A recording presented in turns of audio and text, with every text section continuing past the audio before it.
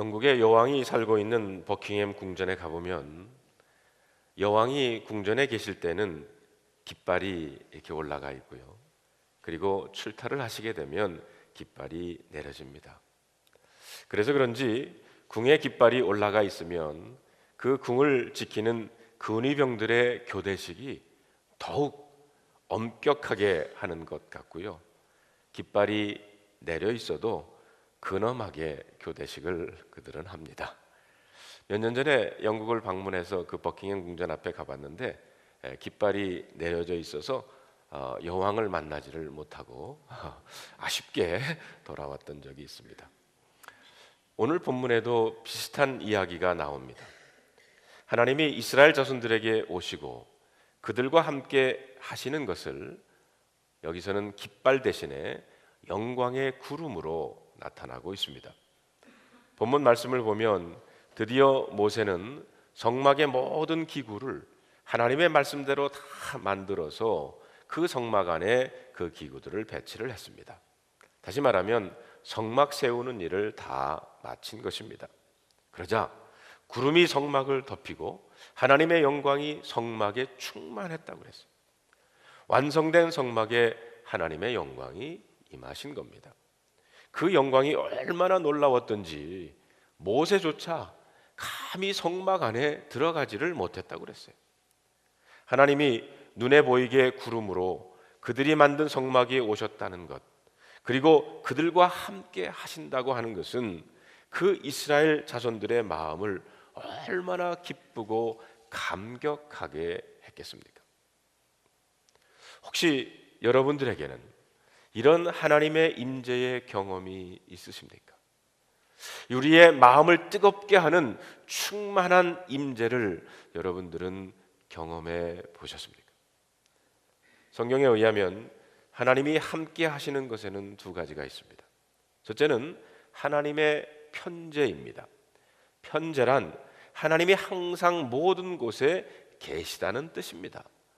어디에나 계심, omnipresence, 무소부지하신 하나님을 말합니다. 둘째로 하나님의 임재는 현시로 나타날 수 있다는 겁니다. 현시라는 것은 분명하게 드러나는 것을 의미합니다. 사람들의 오감으로 느낄 수 있도록 하나님이 당신을 계시하는 것입니다. 성경은 하나님이 당신 자신을 그렇게 나타내 보이실 것이라고 여러 군데 말씀하셨습니다. 그런데 여러분, 우리가 오늘 출애굽기 강해를 마치면서 이 출애굽기 40장 전체를 주의해서 살펴보면 성막에 임재한 가시적인 하나님의 영광보다 오히려 모세가 성막을 실제로 세우는 일에 더 많은 부분을 성경은 할애하고 있다는 것을 우리는 알 수가 있습니다. 우리는 하나님께서 성막에 임재하신 그 놀라운 부분에 대해서 더 많이 듣고 싶지만 성경은 하나님께서 이렇게 말씀하셨고 모세는 그렇게 순종했다는 사실에 더 많은 비중을 설명하고 있다는 겁니다. 모세가 그렇게 하나님의 말씀에 따라 순종했더니 놀라운 결과, 곧 하나님의 충만한 임재를 경험하게 되었다는 것입니다. 이 사실은 오늘날 우리에게 중요한 믿음의 교훈으로 주고 있습니다. 그것은 우리가 하나님의 충만한 임재를 경험하는 것은 어떤 신비적인 열심에 있는 것이 결코 아니라는 겁니다. 성경은 모세가 하나님께서 이렇게 하라고 하신 것을 그대로 하니까 이렇게 되었다라는 아주 강력한 메시지를 오늘 본문을 통해서 여러분과 저에게 던지고 있습니다. 오늘 저와 여러분들이 본문을 통해서 배워야 할 것이 바로 이겁니다. 우리가 어떻게 하나님의 충만한 임재를 경험할 수 있을까요? 우리는 무엇보다도 첫째로 먼저 오늘 본문에서 모세가 성막을 세울 때 철저하게 하나님의 말씀에 그대로 순종했다는 것을 주목할 필요가 있습니다. 여러분, 오늘 16절에 있는 말씀을 한번 다 같이 읽어보겠습니다. 시작. 모세가 그같이 행하되 곧 여호와께서 자기에게 명하신 대로 다 행하였더라. 여기에 보면 명하신 대로 다 행하였더라는 말이 나옵니다. 그런데 여러분, 이 말이요, 이 본문 40장에 계속 반복되고 있어요. 19절에도 여호와께서 모세에게 명하신 대로 되니라. 21절에도 여호와께서 모세에게 명하신 대로 되니라. 23절에도 여호와께서 모세에게 명하신 대로 되니라. 25절에도 29절에도 32절에도 여호와께서 모세에게 명하신 대로 되니라. 말하자면 모세는 하나님의 명령하신 그대로 성막을 세웠다는 겁니다. 출애굽기를 읽어보면 알겠지만 모세가 성막을 세우는 일에 대해서 출애굽기는 많은 부분에 대해서 설명을 하고 있어요. 우리 생각에는 하나님이 모세에게 이렇게 저렇게 명령했고 모세는 그 말씀대로 성막을 세웠다, 간단하게 설명하면 될 텐데 성경은 그렇지 않습니다. 우리가 알다시피 모세는 시내산에서 하나님으로부터 성막의 설계도를 받습니다. 그 모양과 치수를 하나님이 자세히 설명해 주셨어요. 그것이 출애굽기 25장 26장에 나옵니다. 이제 산에서 내려온 모세는 그 설계도대로 성막과 성막 기구들을 만들기만 하면 됐습니다. 그런데 출애굽기 30장에 보면 모세는 성막을 만들기 전에 시내산에서 하나님이 말씀하신 그대로 다시 한번 반복해서 그 모양과 치수를 자세하게 말하고 있다는 것입니다. 이미 25장 26장에 말씀하신 그것을 다시 반복했다는 거예요. 그리고 출애굽기 36장에 와서야 부사렐과 오홀리압을 세워서 성막과 그 기둥을 만들게 했습니다. 아마 군대에 갔다 오신 분들은 잘 알 겁니다. 지휘관이 명령을 내리면 사병들은 그 지휘관의 명령을 복창을 합니다. 다시 한번 따라한다는 겁니다. 지휘관의 명령을 똑같이 복창하는 이유가 무엇입니까? 그것은 지휘관의 명령이 똑바로 말단 사병까지 전달되어야 하기 때문입니다. 만약 지휘관이 5분간 휴식에 가려고 했는데 중간 간부가 자기가 좀 더 쉬고 싶어서 10분간 휴식이라고 말하면 안 된다는 겁니다. 지휘관의 명령은 그대로 전달되어야 그 군대가 바로서는 군대가 돼요. 아무리 내 생각이 더 좋은 의견처럼 보이더라도 부하는 지휘관의 명령을 바꿀 수 없습니다. 그대로 순종해야 합니다. 부하가 자기 생각에 좋다고 지휘관의 명령을 자의로 해석하기 시작하면 그 군대는 바로 설 수가 없지 않습니까? 그래서 지휘관의 명령을 복창하게 하는 겁니다. 성막을 세운 인도 마찬가지였습니다. 성경은 성막이 하나님의 말씀 그대로 한 채 오차도 없이 그대로 순종하여 세워져야 한다는 것입니다. 왜냐하면 이 성막은 인간을 구원하는 하나님의 구원의 원리가 그대로 담겨져 있기 때문입니다. 그렇기 때문에 모세가 자기 마음대로 바꾸어서는 안 됐어요. 모세는 하나님께서 보여주신 그대로 만들어야 했습니다. 그래야만 하나님의 충만한 임재를 경험할 수 있었기 때문입니다. 그러하기에 우리는 하나님 말씀 앞에 겸손해야 합니다. 하나님은 지금 모세를 통해서 하나님의 말씀에 대해서 우리가 어떤 태도를 가져야 하는지를 보여주고 있기 때문입니다. 어떤 태도입니까? 바로 복창하는 사람의 태도입니다. 하나님을 경외하는 마음으로 하나님의 말씀을 복창하고 그대로 순종하는 것입니다. 여러분, 하나님은 완전하신 분이십니다. 사람이 자기 생각이 더 옳게 보인다고 하나님의 말씀을 자기에게 맞춰서 고쳐서는 안 됩니다. 자기 마음대로 재해석하는 것도 위험한 일입니다. 여러분, 모세에게도 생각이 있었을 거예요. 모세에게도 자기 나름대로 신학이 있었을 것입니다. 그러나 모세는 자기 마음대로 하나님의 말씀을 해석해서 이렇게 저렇게 바꾸지 않았다는 겁니다. 그대로 순종했습니다. 그러자 하나님의 놀라운 충만한 임재가 그가 만든 성막에 임하게 되었다는 것입니다. 그러므로 여러분, 저와 여러분의 믿음의 생활의 관건은 다른 게 아니에요. 여러분과 제가 얼마나 하나님의 말씀을 말씀 그대로 적용하며 실천해 나아가느냐는 것입니다. 하나님의 말씀은 우리 마음대로 해석하고 바꾸어도 될 그런 말씀이 아닙니다. 우리가 하나님의 말씀을 알기 위해서 성경을 펴고 또 성경을 배우기도 하지만 더 중요한 것은 그 말씀에 순종하는 것이고 그 말씀을 따라 사는 것입니다. 성경을 지식음으로만 아는 것 위험합니다. 잘못하다가는요, 그것이 다른 사람을 비판하는 도구가 될 수도 있기 때문입니다. 우리는 모세처럼 하나님의 말씀에 순종해야 돼요. 모세는 하나님께 여호와께서 자기에게 명령하신 대로 그것을 행했고, 그러자 그 하나님의 영광이, 그 하나님의 임재가 그 성막 위에 임했다는 것입니다. 두 번째로 우리는 모세가 하나님의 말씀대로 모든 성막을 배치하고요, 그 모든 성막의 기구 위에 기름을 부었다고 그랬어요.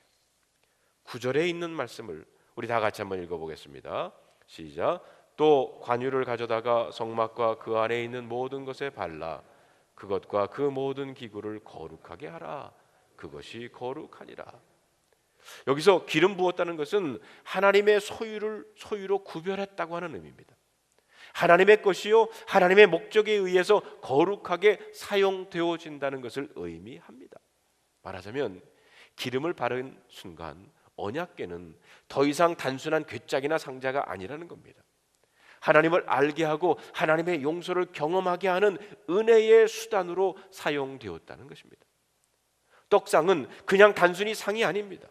기름을 바르는 순간 생명의 떡이신 그리스도를 드러내는 하나님의 은혜의 도구가 되었다는 겁니다. 기름 부음의 사건을 통해서 구원론적인 의미를 지니게 했습니다. 이때부터 성막은 죄사함의 은혜가 충만해졌어요. 성막을 찾아오는 사람들이 하나님을 그곳에서 만났고, 그곳에서 기도하는 사람들의 기도가 응답이 되었고, 그곳에서 사람들의 질병이 치유되었습니다. 성도 여러분, 실패한 자들이 다시 회복이 됐고, 그리고 새로운 삶을 시작했던 장소가 바로 성막이었어요. 성도 여러분, 이 교회가, 이 예배당이, 그리고 여러분이 앉아서 예배드리는 그 자리가 기름 부음의 자리가 되기를 바랍니다. 그런데 모세는 성막의 기구에만 기름 부은 것이 아니라 제사장의 직을 수행할 아론과 그의 아들들에게도 기름을 부어 거룩하게 구별했다고 그랬습니다. 기름 부음을 받자 아론과 그 아들들은 거룩한 제사장의 직을 수행하게 됐어요. 그러므로 하나님의 사역을 위해서 반드시 기름 부음이 필요합니다. 그래서 성경에 보면 예수님의 사역의 시작도 성령의 기름 부음으로부터 시작이 됐어요. 복음서에 보면 예수님은 세례 요한에게 세례를 받으십니다. 물론 예수님은 죄가 없으시기 때문에 회개의 세례를 받으실 필요는 없었어요. 그럼에도 불구하고 세례를 받으신 것은 세례를 통해서 온 세상의 죄를 당신이 다 짊어진다고 하는 것을 드러내신 겁니다. 중요한 것은 예수님이 세례를 받고 물에서 올라오셨을 때 하늘 문이 열습니다. 성령이 비둘기처럼 내려와가지고 임했다고 성경은 기록되어 있고, 그리고 하늘에서 음성이 들리기를 이는 내 사랑하는 아들이요 내 기뻐하는 자라는 음성이 들립니다. 그리고 난 다음부터 예수님의 공생에 그리스도로서의 사역이 시작되었어요. 사도행전 1장에 보면 예수님은 12제자들에게 사역을 맡기시기에 동일하게 말씀을 하십니다. 너희는 예루살렘을 떠나지 말라. 아버지께서 약속하신 건 기다리라. 요한은 물로 세례를 베풀었지만 너희는 몇 날이 못 되어 성령으로 세례를 받을 것이다. 그리고 난 다음에 오직 성령이 너희에게 임하여 권능을 받으면 땅 끝까지 이르러 내 증인이 되라고 하십니다. 주님의 증인이 되는 것, 다시 말하면 하나님의 사역을 하는 것은 성령의 임재를 경험하는 것부터 시작되어야 한다는 것입니다. 드디어 그들이 마가의 다락방에 모여서 성령의 충만한 임재를 구하면서 기도할 때 오순절날 그들에게 성령이 임했습니다. 성령이 그들 가운데 임했다고 하는 것은 적어도 두 가지 의미가 있어요. 하나는 하나님의 인치심이 있었다는 것입니다. 여러분, 인치심이라고 하는 것은 뭘 뜻합니까? 그 의미는 불도장을 찍는다는 거예요. 여러분, 서부 영화 보면 존 웨인이 소떼를 막 끌고 가다가 중간에 서가지고 이 불에다가 이걸 해가지고 그 소에다가 찍잖아요. 인치심이에요. 그게 불도장을 찍습니다. 그 얘기는 뭡니까? 이 소는 이제 내 거라는 거예요. 마가의 다락방에 모여있던 사람들 하나님의 백성들이었어요. 그런데 당시 유대인들이 볼 때는 그 사람들은 조그마한 무슨 분파에 불과합니다. 그 사람들은 정통성이 없어 보였어요. 그냥 갈릴리에 사는 몇 사람 몇 명들입니다. 그러나 성령이 임하심으로 그들이야말로 하나님이 이 새로운 시대에 사용할 사람이라고 하는 진정한 하나님의 백성이라는 것을 확인시켜 주신 것입니다. 우리 시대도 마찬가지입니다. 우리가 예수 믿지 않는 세상 사람들과 다른 게 뭡니까? 물론 더 착하게 살아야 하고 더 선행을 행해야 되고 바르게 살아야 합니다. 그러나 예수 믿지 않는 사람들도 그거 다 합니다. 본질적인 차이가 무엇입니까? 예수 믿지 않는 사람들과 우리와 본질적인 차이는 바로 성령의 임재, 기름 부으심이에요. 우리에게는 성령님께서 우리 안에 계신 줄로 믿습니다. 에베소 4장 30절에 보면 하나님의 성령을 근심하게 하지 말라, 그 안에서 너희가 구원의 날까지 인치심을 받았느니라. 또 다른 하나는 성령이 임하심으로 하나님이 그들을 세상에 구원하는 하나님의 일의 도구로 사용하셨다는 거예요. 우리가 알다시피 성령이 나가의 다락방에 임하자 교회의 역사가 시작이 됐죠. 하나님은 그들에게 성령을 부어주심으로 세상을 구하는 일, 하나님을 알리는 일, 교회를 통해서 시작을 하셨습니다. 그전에는 두려워서 숨어있던 그 사람들이 이제 성령이 임하자 능력을 받아서 더 이상 유대인과 로마 군인들이 두려웠질 않아요. 어떤 핍박과 어려움도 이기고 예수 그리스도를 담대하게 나가서 전했습니다. 성령의 충만한 임재는 그들로 하여금 하나님의 일꾼, 예수 그리스도의 증인의 삶을 살게 했다는 것입니다. 모세는 그렇기 때문에 성막의 모든 기구에 그리고 아론과 그의 아들들에게 기름을 붓고 하나님의 사역에 시작하게 했어요. 기름 부음의 사건을 통해서 평범했던 기구가 거룩한 구원의 도구로 사용되게 되었다는 겁니다. 그렇다 그러면 우리도 마찬가지입니다. 우리에게 성령이 임해야 우리의 사역이 하나님의 일이 되는 겁니다. 여러분, 성령이 임함이 없이 기름 부음이 없이 그저 우리의 자신의 힘으로 우리의 노력으로 하는 것은 그저 우리의 일에 불과합니다. 하나님의 일이 아니에요. 그러나 성령의 기름 부음이 있다면 우리의 사역, 우리의 기도, 그리고 우리의 헌신은 사람들을 구하는 사역에 쓰임받는 놀라운 하나님의 도구가 되는 줄로 믿습니다. 실제로 오늘 본문에서 모세가 하나님의 명령에 따라 순종해서 그대로 성막을 세웠고요. 그리고 그 모든 기구에다 하나하나의 기름을 부어서 거룩하게 구별했고요. 그 순간 하나님의 영광이 성전에 성막에 충만히 임했다고 그랬어요. 자, 우리 34절 35절에 있는 말씀을 우리 함께 읽어보겠습니다. 시작. 구름이 회막이 덮이고 여호와의 영광이 성막에 충만하며 모세가 회막에 들어갈 수 없었으니 이는 구름이 회막 위에 덮이고 여호와의 영광이 성막에 충만함이었더라. 여러분, 참 감격스러운 순간 아닙니까?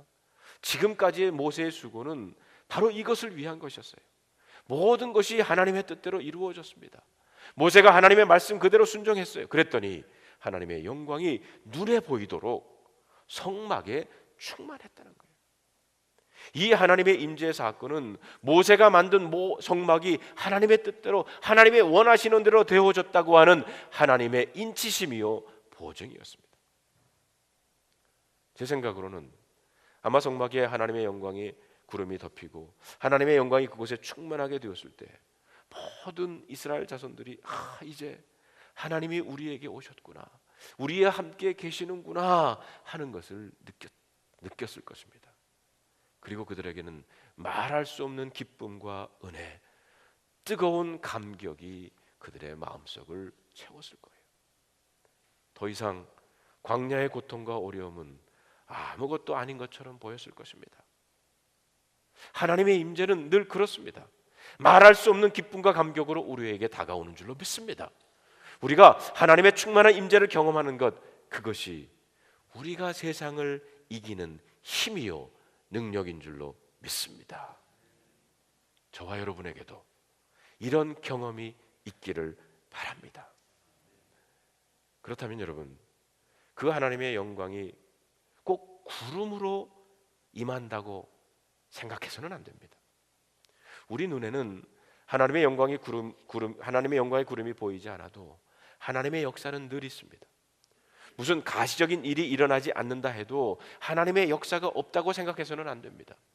때로는 세미한 음성으로 우리의 영혼을 터치하는 내면의 평안함으로 우리에게 임할 때가 있습니다. 중요한 것은 성막에 임한 하나님의 영광의 구름이 이스라엘을 떠나지 않고 그들과 동행하기를 시작했다고 하는 말씀입니다. 36절 37절에 있는 말씀을 다 같이 한번 읽어보십시다. 시작. 구름이 성막 위에 떠오를 때에는 이스라엘 자손이 그 모든 행진하는 길에 앞으로 나갔고, 구름이 떠오르지 않을 때에는 떠오르는 날까지 나아가지 아니했다. 여기에 보면 이스라엘 자손들이 광야에서 하나님과 동행하게 된 아주 중요한 믿음의 원리가 여기에 나와요. 그게 뭡니까? 간단합니다. 하나님의 임재를 상징하는 구름이 움직이면 이스라엘 자손들은 움직였어요. 그리고 구름이 움직이지 않으면 이스라엘 자손은 움직이지 않았습니다. 아무리 그 자리에 있고 싶어도 구름이 움직이면 그들은 자신들의 장막을 걷어서 움직였어요.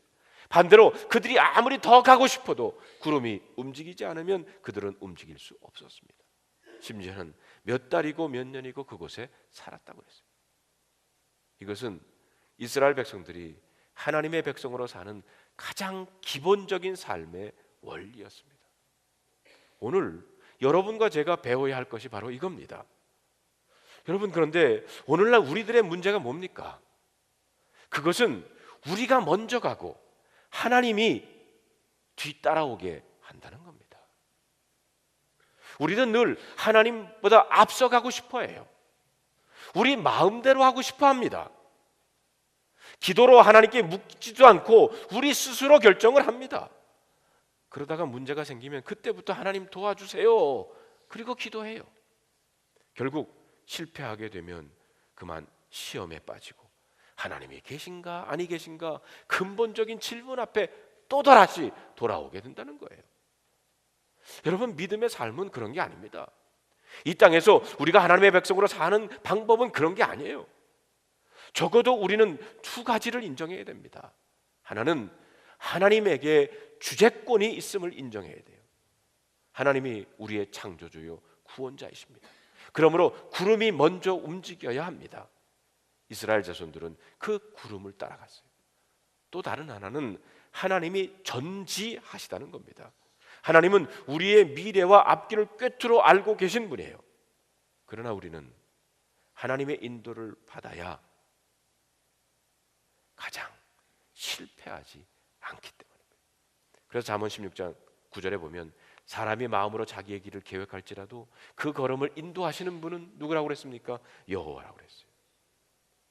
그러므로 우리는 하나님의 충만한 임재와 하나님의 뜻에 따라 살아가는 그 동행의 비밀을 오늘 우리 본문을 통해서 배워야 할 것입니다. 사랑하는 성도 여러분, 왜 우리에게는 하나님의 임재의 역사가 없습니까? 우리의 가슴 속에 기쁨이 없고 하나님의 생생한 역사가 여러분 삶에 나타나지를 않습니까? 그것은 바로 순종의 문제입니다. 우리가 모세처럼 하나님의 말씀에 순종하다면 우리는 하나님의 충만한 임재를 경험하게 될 것입니다. 예수님도 요한복음 14장에 이렇게 말씀하십니다.